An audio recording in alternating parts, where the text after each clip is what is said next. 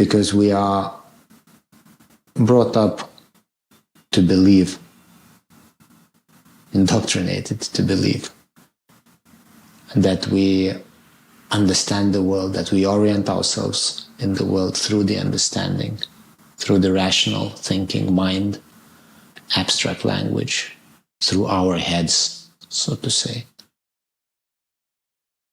Whereas the layer of truth is this embodied insight. It's not even fully articulated in a form of word or construct. And it seems that we are all antennas for that insight, to receive the intuition, the image. I think even just falling unconscious every night